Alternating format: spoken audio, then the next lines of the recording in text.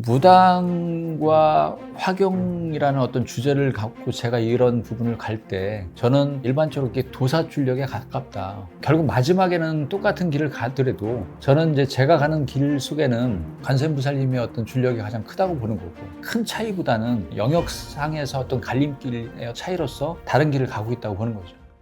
네, 안녕하십니까? 예, 안녕하세요. 네, 반갑습니다. 선생님, 그 시청자분들이 선생님한테 오해를 하고 계신 게 막 가끔씩 선생님한테 뭐 굿이라든지 살풀이 이런 종류의 이제 상담 문의가 좀 오셨다고 하시더라고요. 예, 예. 그래서 선생님께서 오늘 좀 말씀해 주실 게, 선생님이 이런 영을 받아서 상담을 하시지만 무속인이랑은 좀 다른 개념이잖아요. 그래서 선생님이랑 이 무속인이랑 좀 차이점을 한번 알려주시면 감사할 것 같습니다. 일단은 무녀무자, 무당무자라는 개념에 네, 하늘과 땅을 잇는 사람의 어떤 중간자 역할, 매개자 역할을 하는 개념은 뭐 이게 그 세습무라든지 강신무라든지 하는 그런 무당 개념의 어떤 그런 무당길을 가시는 선생님이나 네, 또 저 또한 기도로서 이렇게 관세음보살님 인연을 통해서 제가 이제 이렇게 화경을 보는 것도 일반적으로 이렇게 여러 가지 어떤 그 점사법의 하는 종류예요. 그렇지만 이거를 크게 보면은 뭐 무당 무자 속에 다 저도 이제 포함되는, 무속인은 포함되는 건 맞는데, 네, 단지 이제 저는 사람이 그렇잖아요. 자기가 잘할 수 있는 것들이 있잖아요. 그렇죠. 예. 그러니까 저는 이렇게 똑같은 개념이라 해도 이 불사줄, 이게 불줄이라고 하죠. 불사줄. 그다음에 그 돛줄이라고 하잖아요. 이 무당들이 이렇게 얘기하는 건 자기 줄력들이 있어요. 그럼 저 같은 경우는 돛줄과 불사줄의 어떤 역량들이 강해요. 그렇기 때문에 기도를 처음 시작할 때도 관세음보살님을 찾으면서 기도를 올렸고, 그러면서 이런 무당들이 하시는 그런 이렇게 12거리라든지 어떤 구태기들 있잖아요. 네. 고장을 치는 식의 어떤 것들이 저는 싫더라고요. 그런 것들이 내가 잘할 수 있는 게 아니라는 걸 어쨌든 신의 길을 가는, 제자 길을 가는 사람이기 때문에 네, 그걸 내가 처음에 판단을 하게 되더라고요. 그러고서 그때부터 이 학이 따라가야 된다. 학이라는 건 말 그대로 사주 명리서부터 여러 가지 어떤 사주 팔자를 푸는 학문적인 건데, 네. 그런 것들을 산에서 기도를 통해서 그 이치가 점점 더 이렇게 발전되더라고요. 그러면서 이제 어떤 차이를 놓고 볼 때는 무당과 화경이라는 어떤 주제를 갖고 제가 이런 부분을 갈 때 네. 저는 아무래도 이제 일반적으로 이렇게 도사출력에 가깝다. 말 그대로 도사출력 분들이 뭐 고장을 치면서 막 12거리를 하면서 뛰고 이렇게 무당 선생님들처럼 이렇게 막 어떤 행위를 하질 않잖아요. 그렇기 때문에 저는 산 깊은 데서 돌을 닦고 기도를 통해서 깨달음을 얻고 그런 개념의 어떤 차이는 있을 수 있는데, 이것들을 제가 잘할 수 있는 선에서 볼 때는 말 그대로 기도도 풀이법의 차이라고 보거든요.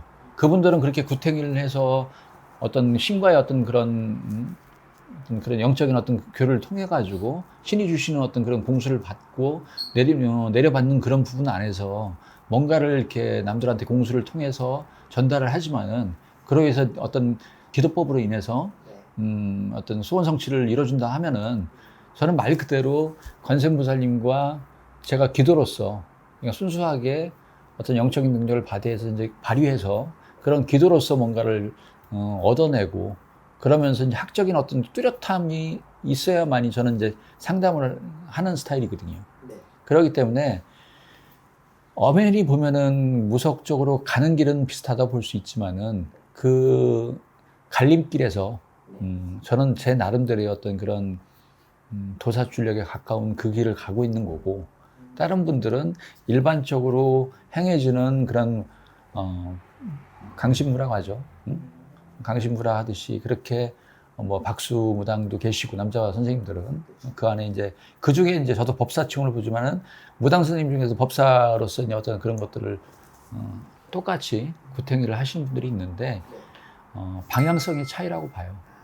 방향성의 차이고, 사이길에서 서로가 이렇게 결국 마지막에는 똑같은 길을 가더라도 저는 이제 제가 가는 길 속에는 관세음보살님의 어떤 줄력이 가장 크다고 보는 거고, 그 다음에 일반적으로 제가 기도로서 얻어야 된다는 어떤 그런 사명감과 또 이제 학적으로 공부를 통해서 내가 얻을 수 있는 어떤 그런 능력들을 함께 가져가야 된다고 보기 때문에 그런 큰 차이보다는 그런 영역상에서 어떤 갈림길의 어떤 차이로서 다른 길을 가고 있다고 보는 거죠.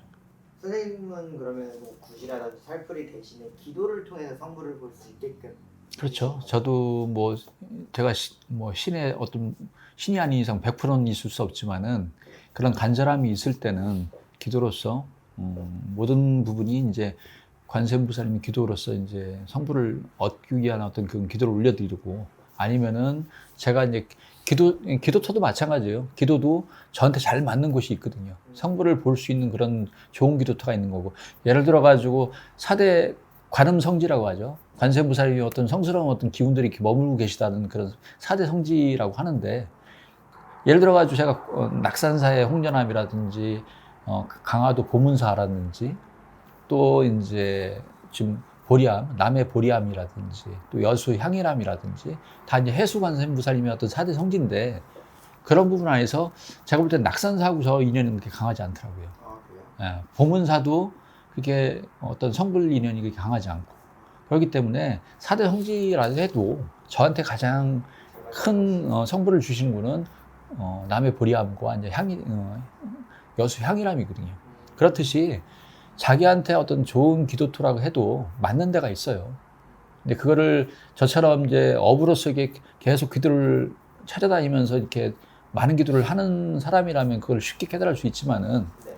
일반인 분들은 뭐 기도라고 해서 다 좋은 데면은 좋은 명당이고 좋은 기도터면은 좋다 생각하고 가시는데, 그런 부분에서 이제 한두 번 갔을 때 자기가 소원하는 것들이 뭔가 이제 그 다음날 바로 뭔가 좋은 일이 있거나 내가 마음적으로 어떤 편안함이 없다면은 그런 곳은 기도터로서 이제 좋다고 볼 수는 없거든요.